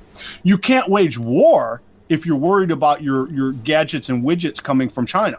You can't wage war against Russia, who has a 100% virtual 100% lockdown on their MIC manufactured within the confines of Russia. Mm-hmm. We don't have that. And so if you had to fight a war, God forbid, if you had to fight a war that we don't yet see, you better bring that stuff home. And another thing I'm guessing you're going to see is something that's really going to catch people off guard, is you're going to see, you're probably going to see a lot of manufacturing going underground as well. Instead of building giant plants on the ground, you're going to see stuff underground. Right, that makes stuff sense. that can survive a war. Something can survive a war. But they're bringing everything in-house. They're bringing all their energy dependency in-house. Everything's coming in-house at a So this is all a plan to bring everything back to protect it? Well, I think it's a matter of, the neocons widgets in China. And I think certain elements are making hay of that. We can no longer manufacture anything. We can't go to war if our critical components are coming from somewhere we might have to go war with. It doesn't work that way. That's actually true. Yeah, I never thought about it like that. You can't go to war with China if you're buying stuff from China. The neocons are caught by their own golden rope. And they're like, well, we got to go to war, but we're going to have to bring that manufacturing to even go to war. Because you're talking real wars now. Yeah. And if you're talking about the A word, well, then you're really going to have a war on your doorstep, Independence Day style. And you better have underground manufacturing. You better have additive manufacturing. And you better convince guys like me to go to war for you. That's not going to happen, by the way. But, really depends on what you want to go with it. So under one guise, well, they're preparing to really go to war eventually with China and Russia. To do that, you're going to have to bring manufacturing back. And they don't have to pass laws for that. They can just say, okay, Boeing, this defense contract, this has to be 100% assembled or made, all these critical components within the confines of North America. They might extend it to Canada, too, because they got Canada on lockdown. Yeah, that makes sense. But it's going to be definitely bring things home. And you're going to see this overnight. This is what is happening to all these different plants, and you're going to see that why day after day after day you see another report of another company talking about bringing manufacturing back to the United States. These people that make components for the iPhone. So this is all. And I think there are legitimate components in the military-industrial complex actually on our side. I can't prove it, but are saying, "Look, you idiots! When the country was all white, we could go to war with anyone." Right. Now, we could, and we'd beat them all. You got chaos. We're dealing with chaos. Right. And we can't get components to make it. F-35s are going wrong. Everything's going sideways. You can't have Northern European manufacturing or German manufacturing without freaking white people. It just doesn't work. Right. It's like it might be cheaper to make China it in Korea, but it's not as good. It's not. No, it's not cheaper anymore. And the well, that's the other thing is it's not. Kicking and screaming because they can't wage war. Mm-hmm. So it's kind of fascinating to watch. Now, I never looked at it from that point of view. That's a really wow. I never looked at it from it's going on right in front of our faces. Yeah, so exactly. And it really is. It really is. Russia or China, you've got to bring manufacturing home. Yes. Yep. Definitely. Oh no! And my fucking internet just stopped. Fuck. At least I know where I set it at. And that in the mythology. Hang on a second, hey, guys, time out. I just had a weird internet hiccup hazard, so we just stopped. The last thing we'd said was right before Hazard started talking, so we missed those 5 seconds. Okay. I didn't start talking. Oh, it wasn't you? No. Oh, do whatever you got to do. Maybe the enemy's worried about the Paranormies podcast we're putting out. I don't know. It's weird because every time it gets really super good about something, we'll get these stupid fucking cutouts. You notice that, Hazard? You will be big fast. This topic we're talking about, people want to know about, and they want to know it from exotic directions as well as the normal stuff. There's the normal stuff, and then there's exotic stuff that is a form of legitimate entertainment. I just wanted to motivate whites to act like whites are supposed to. Yeah, so I do whatever works. But I can tell you these topics get massive numbers. Awesome. The biggest podcast I did on Red Ice Creation was stuff about ancient aliens and directed memes. Yep. We're about to have... we haven't even covered meme magic with you, but at this point, we're going to have to make that another episode. Yeah, I mean, if you don't mind coming back on again, man, this was awesome. Yeah, we'll come back on. I can come back on anytime. Just get with me. Yeah. I'll make you guys a priority because there's only three of us on planet Earth that can cover this stuff. If anything ever happens down this angle, most pro-whites are going to be in the dark. First off, there's only 3 parties that I know of, and before you guys, there was me. I was like the lone guy. Then there's Red Ice Creations, thank God. And now there's us. Rinse.com, you have David, Duke, and Don, but they don't cover this stuff. They have me on if they got to cover it. They don't understand a lot of it. And then you have you guys. So having you guys and getting you guys to where you can communicate with the masses, God forbid that we need to know anything down this avenue, it's going to be pretty wild morning. Oh, my God. Dude, we are in some serious company, Hazard. Right? Because we have Horace. I didn't think that the podcast that I had the idea to start because I wanted to shit post about spooky stuff was going to take us here. But fuck it. We got Horace the Avenger. We're in the same company with Henrik Palmgreen. I mean, like, this is what I was talking about, man. Henrik knows a lot more about this stuff than I do. He'd be able to cipher you out that morning. Well, Henrik's been doing this kind of stuff for years, and it's all he does. Yeah. Right. But there could be, it could all combine one morning. White genocide goes intergalactic. Oh my God, yeah. Man, this has been an awesome show, dude. I'm really glad you came on. I really appreciate it. Adam, you missed out, dude. You're bad. Anyways. Well, hopefully you guys find entertainment. There's a lot of legitimate that calls for big speculation, whether it be them bringing manufacturing back to go to war, whether it be, diplomats running to Antarctic in the middle of an election, which makes no sense at all, where they lose. You've got crazy incidents over Turkey as Erdogan is invading. You've got all kinds of, there's a lot of legitimate questions to be asked. We don't have the answers, but we have to entertain all the questions because everything goes back to World War II. Everything goes back to what we get called every day. And if you're alt-right, you're going to get called a Nazi. And everything goes back to that. Everything goes back to the A word because that's what they were fascinated by. Yep. You're gonna get called crazy because you believe the Jews control stuff. People aren't gonna think you're any crazier if you talk about ancient Atlantis. That's right. Yeah, exactly. That's right. I know this. It was white. It's got to be white. It has to be the way they're covering it up. It can't be anything else. Yeah. Wait. Hold up.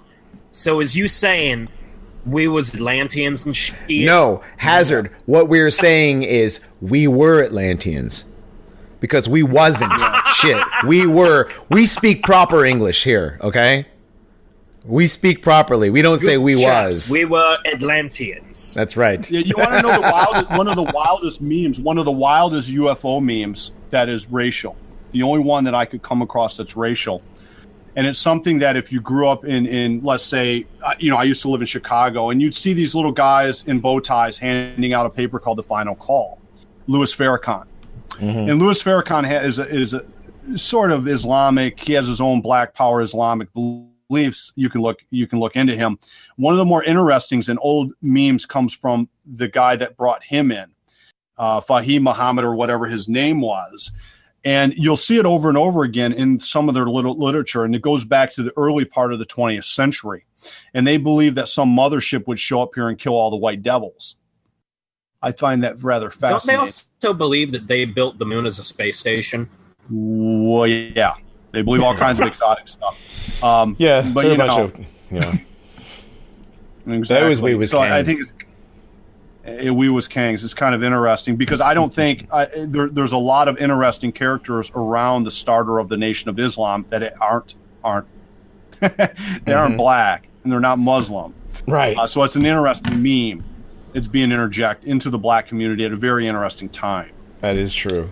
Oh, man. And it's UFO related. So if you really start laying out where this stuff is coming from, it's all fascinating discussion. I'm more interested in what they're going to use it for and where they're going with it and why they're in such a hurry for stuff.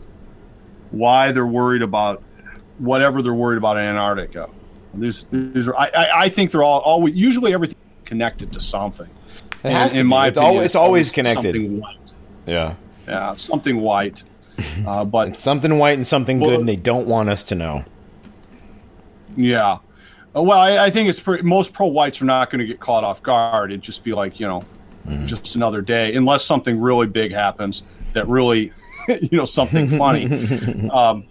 Like the false flag alien connection or false flag alien invasion. They're going to figure that out. Little gray dude being holograms or AI controlled by the elites. They're going to say that the same old script. Anything good is going to attack anything in power immediately. It's kind of obvious for me. So there's nothing in this for us to lose. But there's a lot of money that's been spent into this stuff. They're spending fortunes in putting thoughts and images into people's heads, and there hasn't been a return on it yet. One morning they're going to demand a return. It may just not be in the way they think. We'll have to see. Yeah, but it was great being on your guys' show, dude. Thank you again. Thank you for coming on. It was a pleasure to have you, man. This time has flown by. It's been a blast. And hopefully we kept things simple, because what I like to do is start out with the facts, then give you the exotic stuff beyond the facts, which you'll always come back to. But everything comes back to the A word. Are you a true believer or aren't you? It's like I asked Henrik Palmgren in the Ancient Aliens Directed Meme Show. Are you a true believer or aren't you? You're a true believer. You believe something quite exotic. Especially about our race. And I'm okay with that if it motivates you. A group of National Socialists certainly did, and we're obviously paying some price for it because I get called that name 1,000 times a day. Yeah, in a derogatory fashion, too. It's not like it's a good thing. Yeah, they don't like Nazis. You might have noticed that. Yeah. Which means we must have done something right. So...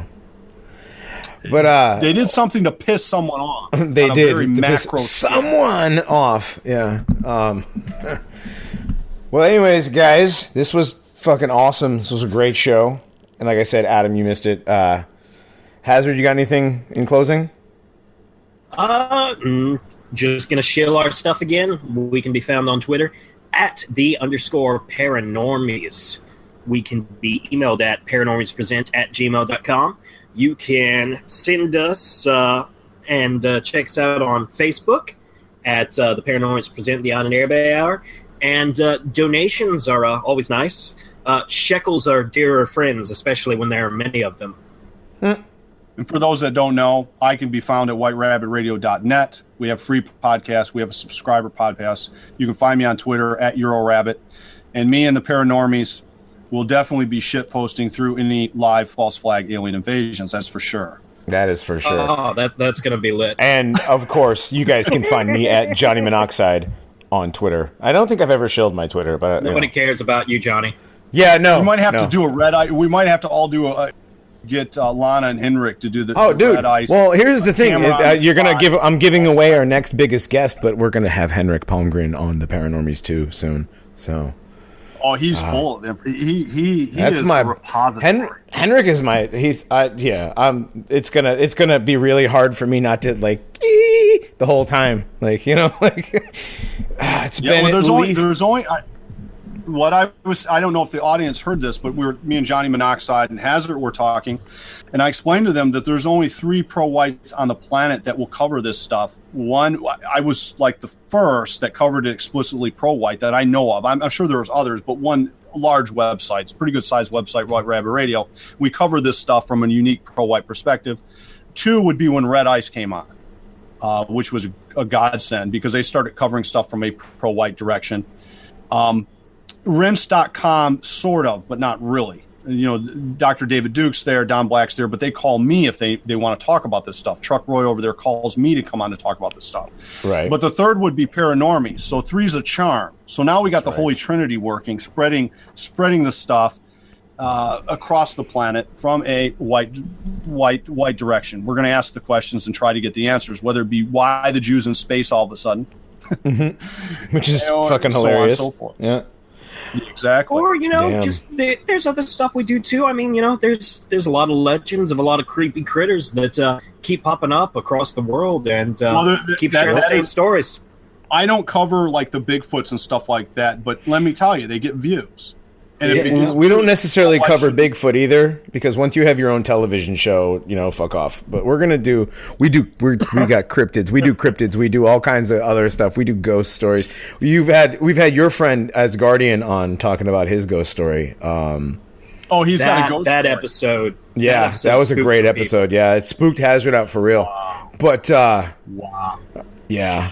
All right, Goyam. Wow. It was great having. I don't have any good supernatural stories. Dude, you don't have to. Yes. You don't have to. You have great Well, there's other a stuff. period. We are going through a period of some sort of awakening. There is almost an electric tension in the air, and I'm sure that is the biggest all of our question. listeners can feel it. That is the biggest question of why our race started going so bananas. You got the 1500s to 1600s, and our race started awakening, meaning we started spreading out across the planet. Our technology started speeding up to such an extent. The difference between our world technologically and the world in the 1500s is so exotic that most people blame it on aliens. But something's happening within our race, and we Right. don't really have a handle on it. Well, I don't think that this is the first time it's happened like that either. There was exponential growth in the ancient times as well. This isn't like we weren't going to the moon, though. The collapse of not civilization. necessarily. We might have come from the moon, though, or come from Mars. It didn't necessarily mean we went there. We might have been There going you back go. and forth back then. But We have to go back, guys. Trump moon base 2018. We have to go back. That's right. Trump. Exactly. All right, guys. It was great having you on, Horace. Man, we're gonna have you back. Take care. Thanks a lot, man. Anytime. All right. Anytime. Oh, man. Guys, this was such a great episode. We are going to attempt to find a creepypasta worthy of this episode. And for Hazard McRee, I am Johnny Monoxide. This has been The Paranormies Presents the On and Airbay Hour. We will see you later. Holy shit, that was great.